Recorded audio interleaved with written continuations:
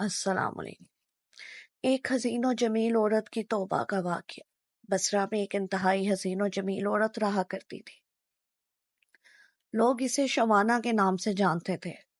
ظاہری حسن و جمال کے ساتھ ساتھ اس کی آواز بھی بہت خوبصورت تھی۔ اپنی خوبصورت آواز کی وجہ سے وہ گائیکی اور نوحہ گیری میں مشہور تھی۔ بصرہ شہر میں خوشی اور غمی کی کوئی مجلس اس کے بغیر ادھوری تصور کی جاتی تھی۔ یہی وجہ تھی کہ اس کے پاس بہت سا مال و دولت جمع ہو گیا تھا۔ بصرہ شہر میں فسق و فجور کے حوالے سے اس کی مثال دی جاتی تھی۔ اس کا رہن سہن امینانہ تھا۔ وہ بیش قیمت لباس زیب تن کرتی اور گراں بہا زیورات سے بنی سنوری رہتی تھی۔ ایک دن وہ اپنی رومی اور ترکی کی کنیزوں کے ساتھ کہیں جا رہی تھی۔ راستے میں اس کا گزر حضرت صالح المری رحمۃ اللہ علیہ کے گھر کے قریب سے ہوا۔ آپ اللہ عز و جل کے برگزیدہ بندوں میں سے تھے۔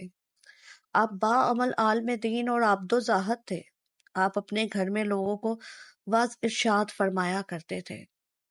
آپ کے واعظ کی تاثیر سے لوگوں پر رقت طاری ہو جاتی اور وہ بڑی زور زور سے آہ بکا شروع کر دیتے اور اللہ عز و جل کے خوف سے ان کی آنکھوں سے آنسوؤں کی جھریاں لگ جاتی۔ جب شوانہ وہاں سے گزرنے لگی تو اس نے گھر سے آؤ فغاہ کی آوازیں سنی۔ آوازیں سن کر اسے بہت غصہ آیا۔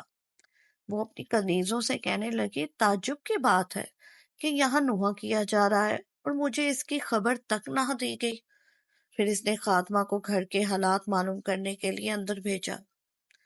وہ لونڈی اندر گئی اور اندر کے حالات دیکھ کر اس پر بھی خدا عز و جل کا خوف طاری ہو گیا اور وہیں بیٹھ گئی۔ جب وہ واپس نہ آئی تو شوانہ نے کافی انتظار کے بعد دوسری اور پھر تیسری لونڈی کو اندر بھیجا، مگر وہ بھی واپس نہ لوٹی۔ پھر اس نے چوتھی خادمہ کو اندر بھیجا جو تھوڑی دیر بعد واپس لوٹ آئی اور اس نے بتایا گھر میں کسی کے مرنے پر ماتم نہیں ہو رہا بلکہ اپنے گناہوں پر آہ بکا کی جا رہی ہے۔ لوگ اپنے گناہوں کی وجہ سے اللہ عز و جل کے خوف سے رو رہے ہیں۔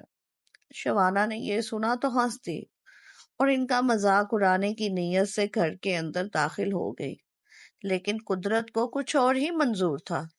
جون ہی وہ اندر داخل ہوئی، اللہ عز و جل نے اس کے دل کو پھیر دیا۔